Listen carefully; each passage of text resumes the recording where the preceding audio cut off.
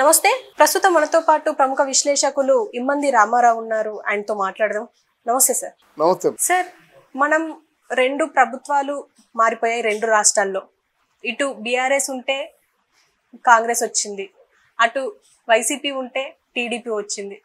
కానీ దీంట్లో మనం రెండు డిఫరెన్స్ చూసుకుంటే, ఇటు కేసీఆర్ సీఎంగా ఓడిపోయిన తర్వాత ప్రభుత్వం పోయింది, కాంగ్రెస్ ప్రభుత్వం వచ్చింది. కానీ చాలా రోజుల వరకు ఆయన బయట కనిపించలేదు.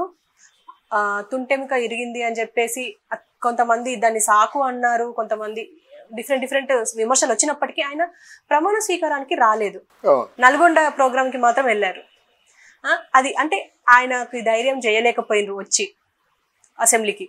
కానీ ఇటు చూస్తే మాత్రం ఇవాళ జగన్ ప్రమాణ స్వీకారానికి వచ్చారు, ఎమ్మెల్యేగా ప్రమాణ స్వీకారం చేశారు. ఇప్పుడు ఆయనది గుండె ధైర్యం అని చెప్పుకోవచ్చు అంటారా? వీళ్ళిద్దరి మధ్య డిఫరెన్స్ ఏమంటారు? దీన్ని గుండె ధైర్యం అనుకోవాల్సిన అవసరం లేదమ్మా. అంటే ఎవరికున్న వ్యూహాలు వారికి ఉంటాయి. ఇక్కడ జగన్మోహన్ రెడ్డిని కేసీఆర్తో పోల్చకూడదు. జగన్మోహన్ రెడ్డికి రాజకీయం తెలీదు, నియంతృత్వం అన్నమాట. రాచరిక వ్యవస్థలో రాజు ఎలా బిహేవ్ చేస్తాడో అలా బిహేవ్ చేస్తాడు జగన్మోహన్ రెడ్డి. కేసీఆర్ అంటే he has కమ్అట్ from the bottom, కింద నుంచి పైకి వచ్చిన వ్యక్తి. 10 సంవత్సరాలు సీఎంగా పరిపాలన చేసిన వ్యక్తి. అంతేకాకుండా కేంద్రంలో కూడా ఒక ప్రధానమంత్రి స్థాయికి వెళ్దామని ఒకసారి చక్రం తిప్పిన వ్యక్తి. ఇద్దరికి డిఫరెన్స్ ఉంది కదా. ఆయనకి ఏది లేదు, అన్నీ ఈయనకు ఉన్నాయి. కాదంటే ఫలితాలు తారుమారు అయ్యాయి. ఇక్కడ ఏంటంటే ఫలితాలు తారుమారు అయినట్టయితే ఇక్కడ కేసీఆర్ కొంచెం ఆత్మాభిమానం ఉంది కాబట్టి వీళ్ళందరూ అసలు పార్టీ పుట్టిందే తనతోను, వీళ్ళందరూ తన వాళ్ళే, వీళ్ళందరూ తనకు తెలిసిన వాళ్ళే. వాళ్ళ ముందు వెళ్ళి ఎలా ప్రమాణ స్వీకారం చేస్తాను, ఆ గొడవ ఏదో అయిపోయి తర్వాత వస్తాననే ఆలోచనతో ఆయన ప్రమాణ స్వీకారం చేయలేదు. గత వరుస దెబ్బలు కదా. కూతురు వెళ్ళిపోయి తీహార్ జైల్లో ఉంది, కొడుక్కి తండ్రికి పట్టం లేదు.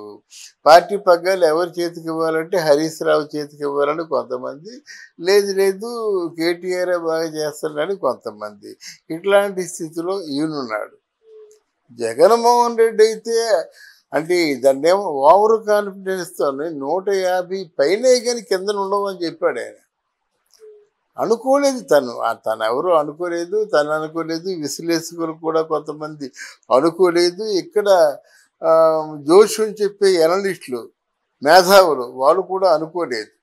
కేవలం 11 సీట్లకే పరిమితమైంది అన్నది అందరినీ ఆశ్చర్యపరిచేటువంటి ఫలితం అన్నమాట. ఇక్కడ ఏమైందంటే ఆ ఫలితానికి ఈయన చేయవలసింది చాలా డిప్లొమాటిక్గా సమాధానం చెప్పుకుంటే బాగుండేది. కానీ దానికి ఎన్నో వంకలు పెట్టి ఈవీఎంలలో ఏదో ట్యాంపరింగ్ జరిగింది, ఏదో మోసం జరిగింది, నన్ను మోసం చేశారు అని ఇలా మాట్లాడడం ఆయన తాలూకు అపరిపక్వతకు ఇమ్మెచ్యూరిటీనెస్ మాట. రాజకీయ నేడు మనసులో మాటలు బయట చెప్తే ఎలాగవుద్దమ్మా, చెప్పకూడదు కదా. అందువలన ఇలా ఉన్నటువంటి ఇక్కడ పవన్ కళ్యాణ్ మళ్ళీ ఆలోచించారన్నమాట. వీరికి అలా కాదు, మళ్ళీ బడిసి పూజ చేద్దాం అనే ఉద్దేశంతో అప్పటికి ఇప్పటికీ ఆయన పార్టీ పదవిలో లేకపోయినా సరే ఇప్పుడు పాలక వర్గాన్ని ఆయన ప్రతిపక్షమే అనుకుంటున్నాడు. ప్రతిపక్షం వాళ్ళ మీద మాట్లాడినట్టుగా మాట్లాడుతున్నారు. ఈ దుష్ట చతుష్టయం పంచరత్నాలు ఎవరు ఉన్నారు కదా, కోడలి శివప్రసాద్ అప్పుడే బొచ్చు అంటే అనకుండా మాటలన్నమాట. ఇట్లాంటి బండ బూతులు తిడుతున్నాడు కోడలి శివప్రసాద్.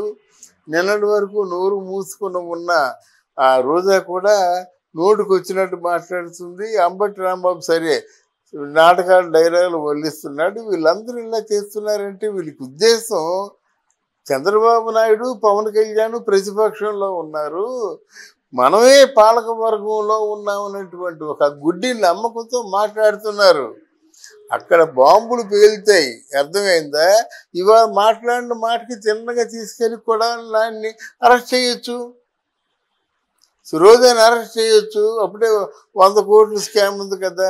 అలాగే అంటే దేనికైనా లీగాలిటీ ఉంటుంది కదా, లీగల్గానే పోతారు వాళ్ళు. వాళ్ళు వ్యక్తిగతంగా పోతే వీళ్ళు సక్సెస్ అవ్వరు, వాళ్ళు సక్సెస్ అవ్వరు అన్నమాట. కానీ కొంచెం భాష మారితే బాగుంటుంది ప్రభుత్వంలో అన్నమాట. ఇక్కడ ఏంటంటే అంత దౌర్జన్యం, నియంతృత్వం, లేకపోతే ఇంకేదో ప్లాన్ల మాట. అంటే 10 మంది ఉన్నప్పుడు కూడా వాళ్ళని పడగొట్టలేమో అనేటువంటి ఆలోచనతోని, మొండితనంతోని వచ్చాడనమాట అసెంబ్లీకి. లేకపోతే రావాల్సిన వాడు కాదు. అది వీళ్ళిద్దరి మధ్య ఉన్నటువంటి వ్యత్యాసం.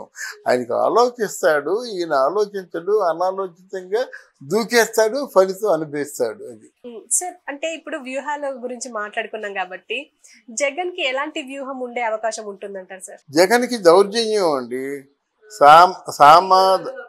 అది మనకి నీతి సూత్రాల్లో సామ, దాన, భేద, దండోపే అనమాట. ఈయన సామం లేదు, దానం లేదు, భేదం లేదు. దండోపాయం ఒకటే మార్గం. అవతల వాడు మన మాట వినటం లేదో వేసేయి అంతే. ఆ కాలు తీసేయమంటే కాలు తీసేయాలి, తల తీసేయమంటే తల తీసేయాలన్నమాట. అని అదే మార్గం. మిగతా వాళ్ళు పరిపాలిస్తారు. వాళ్ళ గవర్నెన్స్ తెలుసు, పరిపాలన విధానం తెలుసు, ఈయన తెలీదు. ఏదో మామూలుగా తాయిలాలు ఇస్తున్నాం కదా, మనల్ని గెలిపించేస్తారనుకుంటే ఎలాగొద్దమ్మా? తాయిలాలు కాదు కదా ప్రధానం. మరి ఇంతమందికి ఎందుకు అంత విరోధం అయిపోయాడంటే వీళ్ళు చేసిన పనులు నచ్చగా, వీళ్ళు చేసే దౌర్జన్యాలు నచ్చగా. ఎక్కడ చూసినప్పుడు కూడా గూండాయిజం, కబ్జాలు, తర్వాత ఏమో గంజాయి, ఈ తర్వాత ఇది డూప్లికేట్ బ్రాండ్ల తాలూకు మద్యం తాగి జనం చచ్చిపోవడాలు ఎన్ని జరుగుతున్నాయి. అక్కడ 10 రూపాయలు ఇచ్చి 30 రూపాయలు తీసుకుంటున్నారు. అందరూ ఎవరు సుఖంగా లేరు. భవన నిర్మాణ కార్మికులు కూడా చాలా అట్టడును పడిపోయి తాగుడు బానిసలు అయిపోయారు వీళ్ళందరూ. అనగా డిఫరెంట్ చెప్తున్నాను అన్నమాట. అలాంటి వాళ్ళు ఎందుకు గెలిపించుకుంటారు? గెలిపించుకోరు. అంటే గెలవనప్పుడు ఏం చేయాలి? ఎక్కడ తప్పు చేసామో ఆలోచించుకోరు, ఫలితం అనిపిస్తారు అన్నమాట. అది అలాగే ఒక దుర్మార్గుడు తన భార్యని క్యారెక్టర్ అసాసినేషన్ చేసినట్టయితే లీడర్ ఆఫ్ ద హౌస్ అంటే ఉండి జగన్మోహన్ రెడ్డి ఈ మాట మాట్లాడకూడదు. ఒక మహిళల గురించి, అందులో వ్యక్తిగతమైనటువంటి ఆ భార్యల విషయం ఇక్కడ ప్రస్తావించకూడదు, వాళ్ళని రికార్డులోంచి తొలగిస్తున్నాను ఏదో చెప్పాలి కదా. దాన్ని మేము చింతిస్తున్నాము, మా తాలూకు ఆవేదన వ్యక్తం చేస్తున్నామని చెప్పాలి కదా. అరే ఏదో పిచ్చి పట్టిన నవ్వినట్టుగా నవ్వుతాడా? ఇంకొకరి భార్యని క్యారెక్టర్ అసాసినేషన్ చేస్తుంటే, ఇంకోని కొడుతున్నట్టయితే, ఇంకోని తిడుతున్నట్టయితే నవ్వుతాడా? ఏమిటా నవ్వుడికి అర్థం? అరే నీ అమ్మమ్మ కూడా, నా అమ్మమ్మ కూడా, ఎవడమ్మగుడు అంటే ఏమిటి? లేచి భాషను కంట్రోల్ చేసుకోవని అక్కడ స్పీకరు అనలేదు, ఇక్కడ జగన్మోహన్ రెడ్డి అనలేదు. మీరు ఎన్ని తప్పులు చేయనంటే కదండి. 5 సంవత్సరాల్లో అపోజిషన్ పార్టీ వాడిని ఎవరైనా మాట్లాడించారా? మాట్లాడించకపోగా బయటికి వెళ్ళి మళ్ళీ రివర్స్లో మాటలు మీరు అంటే భౌతికంగా ఎంత మనసు నలిగిపోతే ఈ కౌరవ సభలో నేను ఉండలేను, మళ్ళీ నేను సీఎంగా గెలిచిన తర్వాత మాత్రమే వస్తాను, అప్పుడు గౌరవ సభగా మారుస్తా అని చెప్పాడు. ఈ కౌరవ సభలో ఈ సీఎంగా నేను ఉండలేను, మళ్ళీ సీఎంగా తిరిగి వస్తా, అప్పుడు ఇది కౌరవ సభ కాదు గౌరవ సభగా మారుస్తానని అన్నందుకు పవన్ కళ్యాణ్ని మిగతా వాళ్ళు ఏదైనా కొంచెం మాటలు అనబోతే వాళ్ళు కంట్రోల్ చేశారు.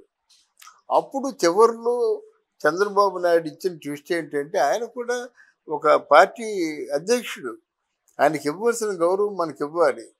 అందువల్ల అసెంబ్లీ జరుగుతున్న కాలంలో ఆయనకు ఒక స్పెషల్ రెస్పెక్ట్ని మాత్రం ఇవ్వమని ఆ సభ్యులను అందరినీ కోరుకున్నాడు అన్నమాట. ఆ రోజు చెప్పాడు కదా, కౌరవ సభ కాదు గౌరవ సభ అని. అంటే గౌరవ అధ్యక్షుల వారికి కూడా మీరు ప్రత్యేకించి మీరు వాళ్ళని చూడాలి అని చెప్పడం, అది పరిణతికి తార్కాణం, రాజకీయ అనుభవానికి తార్కాణం.